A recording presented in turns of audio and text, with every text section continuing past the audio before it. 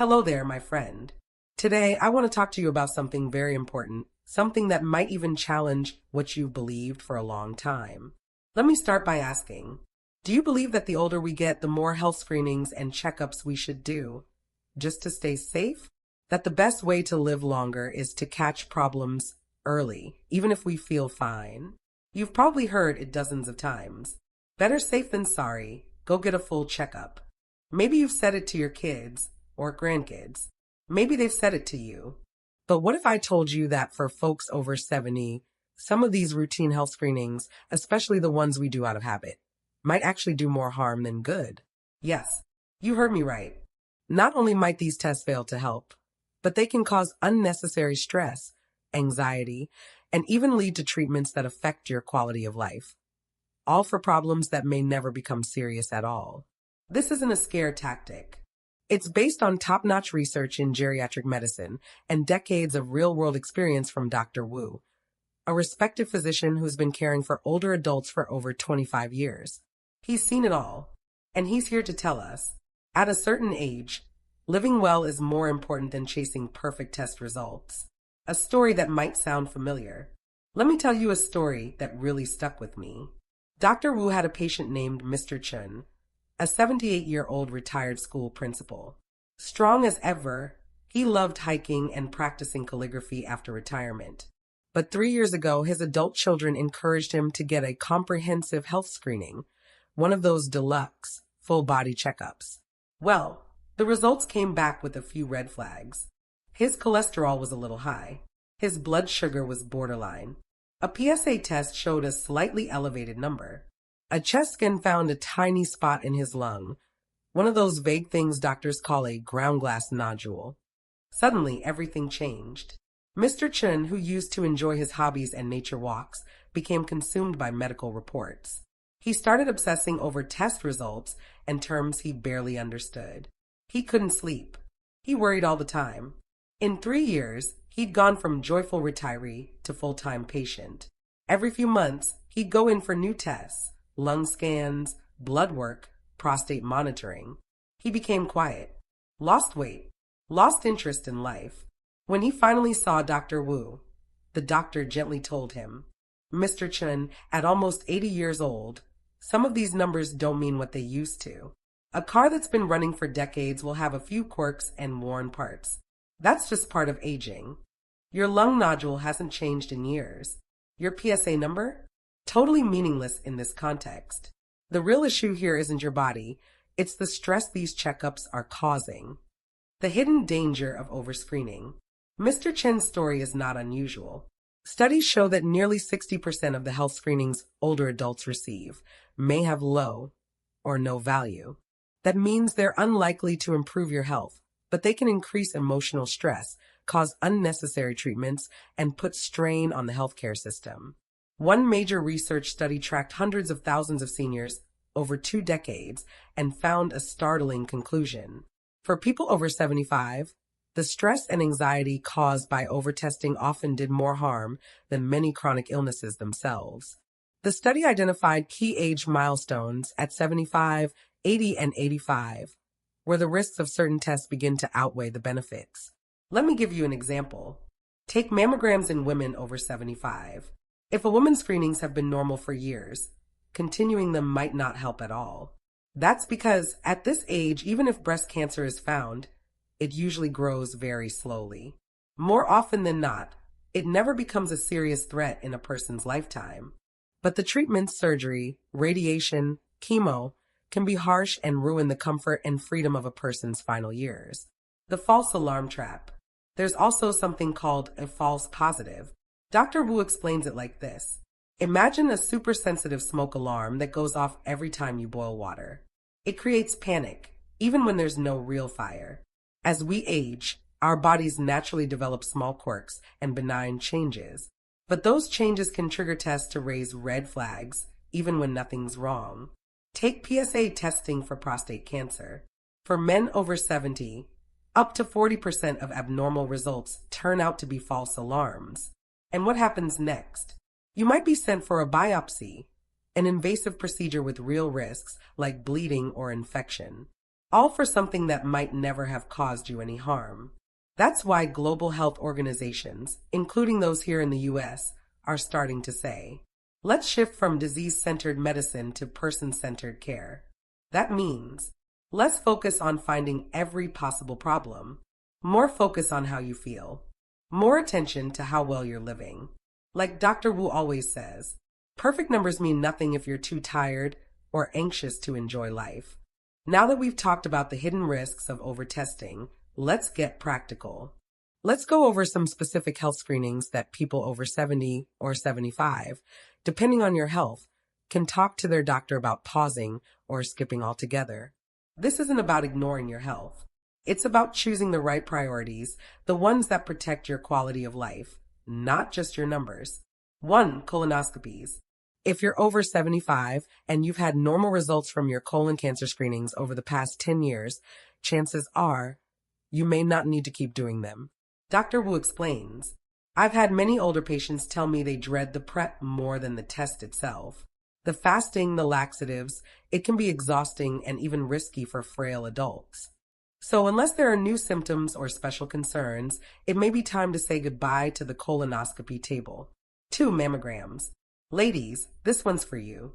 If you're 75 or older, especially if you're in fair or poor health, mammograms might not be helping anymore, and they could be causing more anxiety than peace of mind.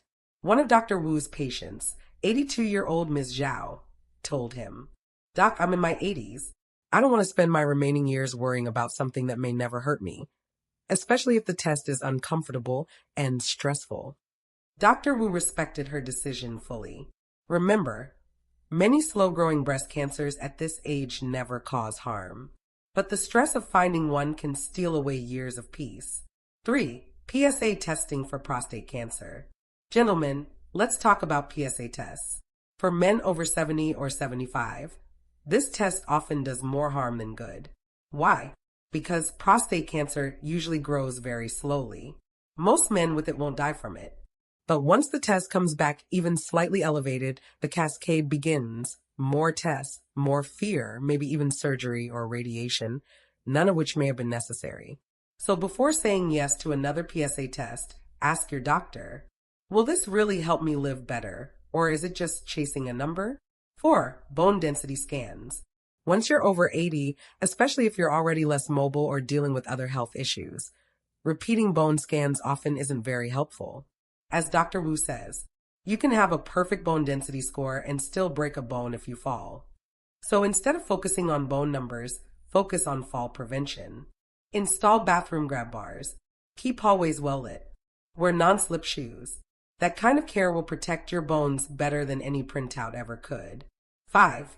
Annual ECGs, heart tracing without symptoms.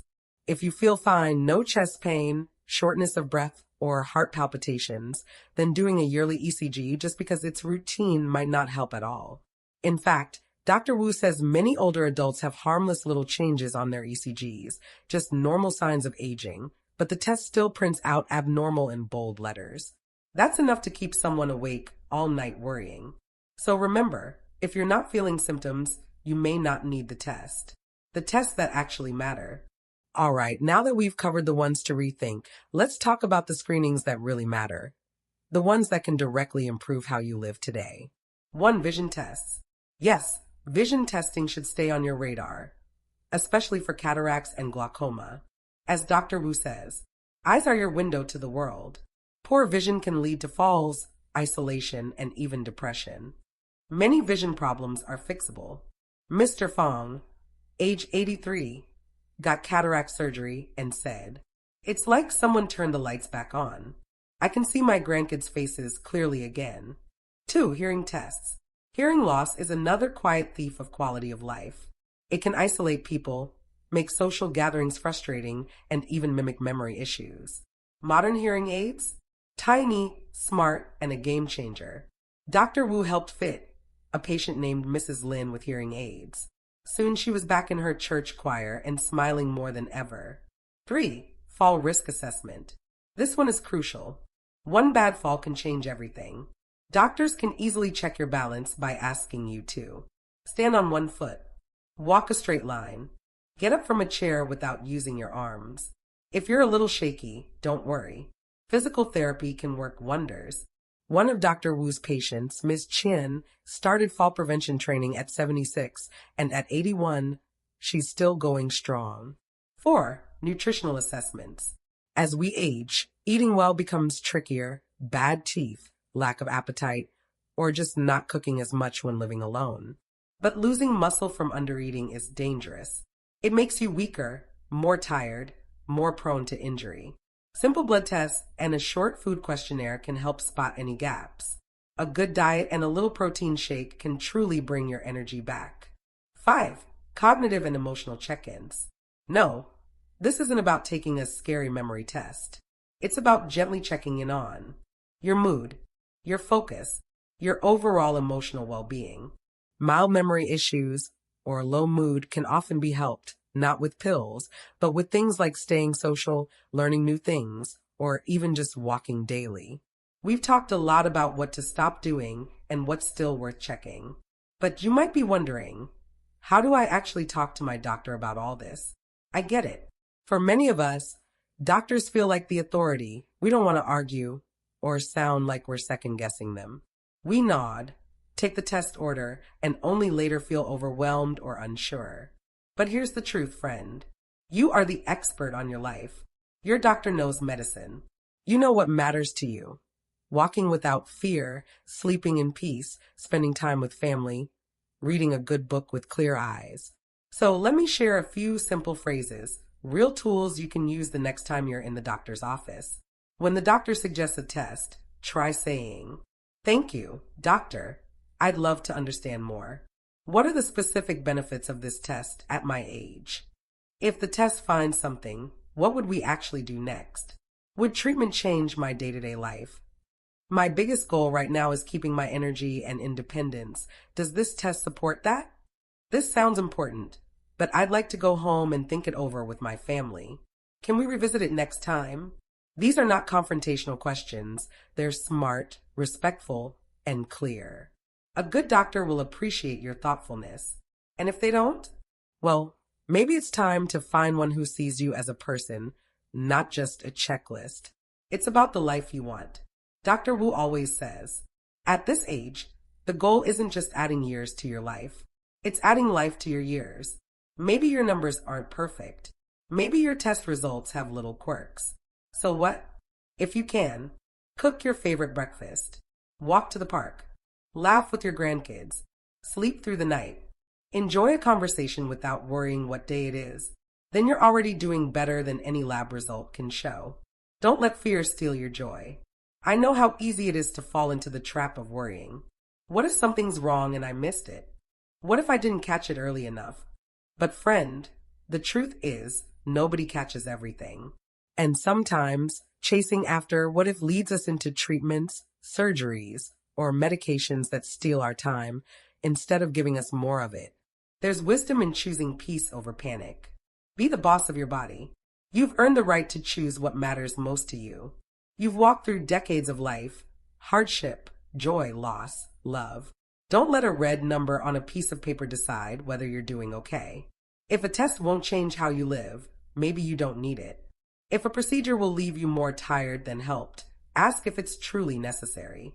And if something feels off in your gut, speak up.